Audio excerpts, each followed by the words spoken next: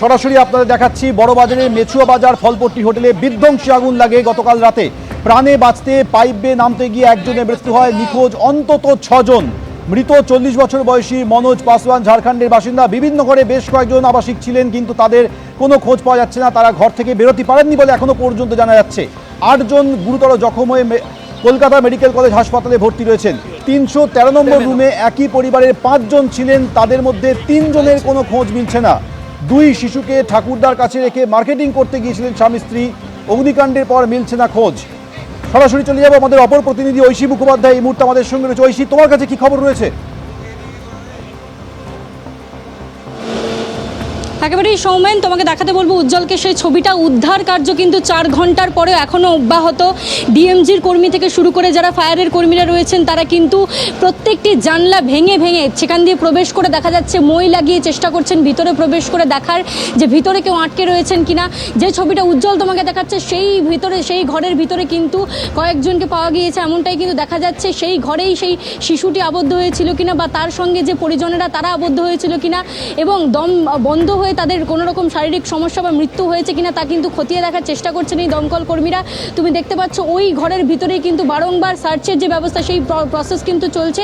আমরা জানি 8টার কিছু পরে বা 8টার কিছু আগে আগুন লেগেছিল, কিন্তু তারপর থেকে যেভাবে রেস্কিউ অপারেশন যুদ্ধকালীন তৎপরতার সঙ্গে 10টি ইঞ্জিন এই আগুন নেভানোর কাজ করে, এবং ডিএমজির কর্মীরা কিন্তু তৎকালীন তখন থেকেই সেখানে উপস্থিত রয়েছেন, এবং তারা এই একটি ক্রেন ল্যাডারের মাধ্যমে এক ছাদ থেকে আরেক ছাদে বাকিদেরকে স্থানান্তরিত করে।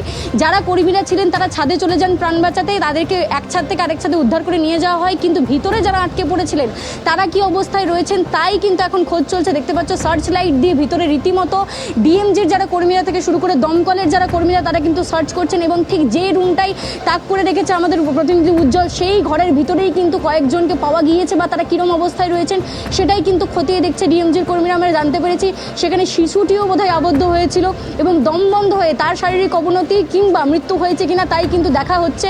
ডিএমজির কর্মীরা দেখতে পাচ্ছ ভিতরে সার্চ লাইট দিয়ে দেখার চেষ্টা করছেন, খুঁজছেন, এবং রীতিমতো প্রত্যেকটি হোটেলের যে কটা জানলা ছিল সেই জানলার কিন্তু কাঁচ ভেঙে ফেলা হয়েছে, এবং কাঁচগুলি ভেঙে ভেঙে ভিতরে প্রবেশ করে তারা দেখছেন যে কেউ আটকে নেই। তো বারংবার অ্যানাউন্সমেন্ট করা হচ্ছিল যে যদি কেউ আটকে থাকেন ছাদে এসে পৌঁছন। সেখান থেকে ক্রেন ল্যাডার যেটা লাগানো হয়েছে সেটা করে পার্শ্ববর্তী যে ছাদ রয়েছে সেখানে স্থানান্তরিত করা হবে। এবং দেখতে পাচ্ছি এখানেও একটি মই লাগানো হয়েছে, যারা ডিএমজির কর্মীরা তারা এই মই বেয়ে উঠছেন, এবং এই ঘরের ভিতরে কিন্তু এখন এই মুহূর্তে তল্লাশি চলছে।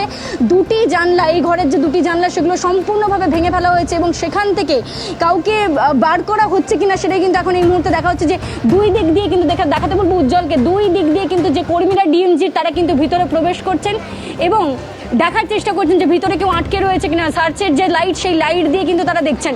সৌমেন, ঐশী, তুমি আমাদের সঙ্গে থাকো। সরাসরি আপনাদের সেই ছবি দেখাচ্ছি। এখনও দমকলের আধিকারিক এবং ডিজাস্টার ম্যানেজমেন্ট গ্রুপের কর্মীরা তারা কাজ করছেন। আমাদের সঙ্গে রয়েছেন আমাদের অপর প্রতিনিধি সুদীপ্ত আচার্য। সুদীপ্ত, সন্দীপ এবং ঐশী দুজনেই বলছিল যে অন্তত 6 জনের কোনো খোঁজ পাওয়া যাচ্ছে না, তারা ঘরের মধ্যে আটকে পড়েছিলেন।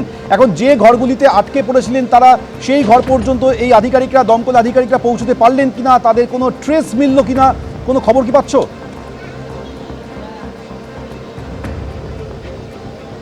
যেটা দেখলাম যে ডিজাস্টার ম্যানেজমেন্ট গ্রুপ এবং দমকলের যারা কর্মী তারা কিন্তু 2টো স্ট্রেচার নিয়ে এই যে হোটেল ঋতুরাজ হোটেল তার ভেতরে ঢুকেছেন, এবং যেটা প্রথমে জানা যাচ্ছিল যে 4তলা অবধি কিন্তু তারা পৌঁছাতে পেরেছেন। কিছুক্ষণ আগে কলকাতার মেয়র ফিরহাদ হাকিম আমাদের জানাচ্ছিলেন যে 4তলা অবধি পৌঁছাতে পেরেছিলেন, কিন্তু 6তলা এই হোটেলের একদম ওপরের যে 2টো ফ্লোর রয়েছে অর্থাৎ 5তলা এবং 6তলা সেই 2টো ফ্লোরে কিন্তু পৌঁছানো যাচ্ছে না, কারণ প্রচণ্ড তাপে কিন্তু তেতে রয়েছে জায়গাটা।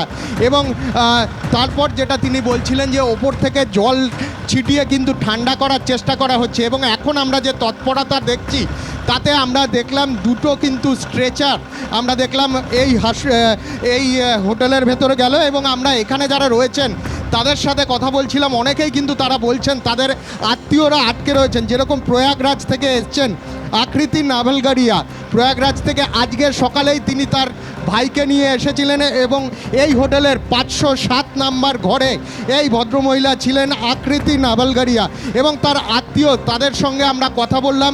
তারা কিন্তু তিনি কিন্তু জানালেন যে এখনও পর্যন্ত আকৃতি নাভেলগাড়িয়া প্রয়াগরাজের বাসিন্দা, তার কোনো খোঁজ পাওয়া যায়নি।